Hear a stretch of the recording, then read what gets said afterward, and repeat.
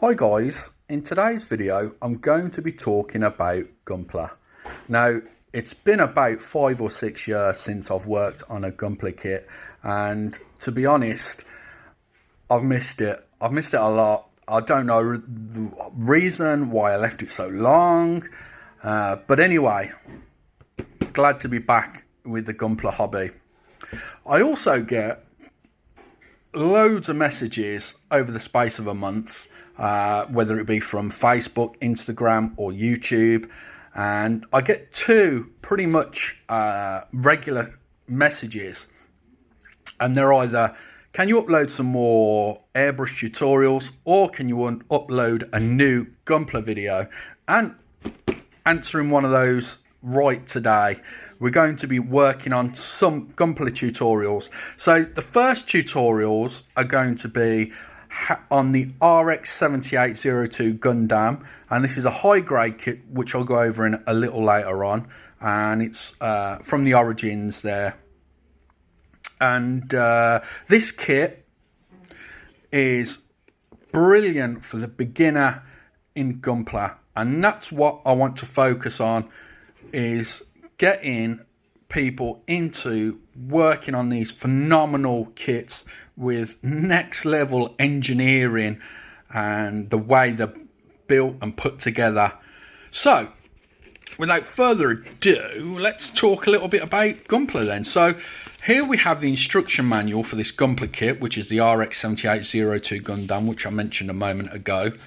And as we flip this pamphlet, instruction manual, whatever you want to call it, just gonna flip that over like so. Sorry for shaky camera, I've not got it mounted at the moment, but as you can see it's in dual language if my camera's focusing, which is fantastic. The older instruction manuals on some of the older kits there are only in Japanese, but even so, don't let that put you off, because all the parts are numbered and it shows you diagrams of how they're clipped together.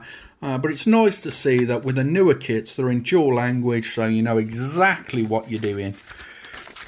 And let's have a look at the meat of these box sets. Now with Gunpla kits, they're a lot different from what you predominantly see me upload on my YouTube channel, which is wargaming miniatures from predominantly Games Workshop, as they're all one colour. Now Gunpla kits, first of all, the sprues, or what they're called in the Gunpla hobby, runners, are always put in protective bags, which I think is a really nice touch to make sure that they're not going to get damaged or scratched in the box.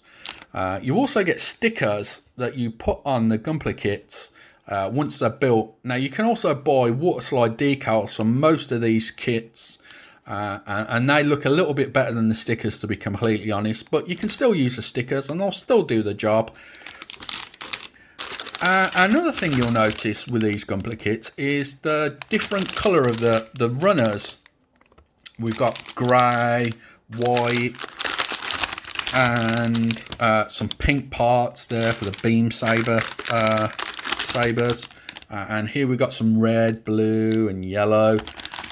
What that actually does is it means you don't need to paint the kit. Now don't get me wrong, if you do actually decide to paint these Gunpla kits, they're going to look better, of course, but you can still get really good results straight out of the box with some Gundam markers, which I'll be showing you how to use in a tutorial, hopefully within the next few days of uploading this video. And yeah, I just highly recommend anyone that's into wargaming to try a Gunpla kit for something completely different and out of your comfort zone. You'll be amazed at how clever these kits are built, with full articulation, which is completely different to wargaming models, as they're all glued together and fixed. So the legs and knees will move, the hands will move, the arms will move, the head, and so on and so forth. But yeah, absolutely amazing these kits are. So I want to say a little thank you to a gentleman called Sonny, who got me back into the Gunpla hobby recently, and it's all his fault, so we're blaming him. And just lastly, as I mentioned, there will be a tutorial where how to build a Gunpla kit and detail it for the absolute beginner, concentrating on keeping it simple. So we're not going to be using the airbrush, we're not going to be painting it, we're going to be using some Gundam markers, maybe some weathering kits, just simple stuff on this one. And then on this Zaku 1, we're going to be painting it as if it's a miniature. So I'm going to be putting it on a really cool dark art miniatures base, and we're going to be probably fixing the position of the Gunpla with glue. So we're going to be gluing it into place. We'll prime it and we'll spray the whole kit and paint the whole kit, and see how good we can make it look, painting it as if it was a miniature. And yeah, so 2 different tutorials. Right, I'm really dragging this video on now, guys, so thank you for bearing with me, as it's been a while since I uploaded my last tutorial, and hopefully we'll get those 2 new tutorials up in the next week or so. So thank you very much for taking the time out of your day to watch this video, and I'll catch you in the next one.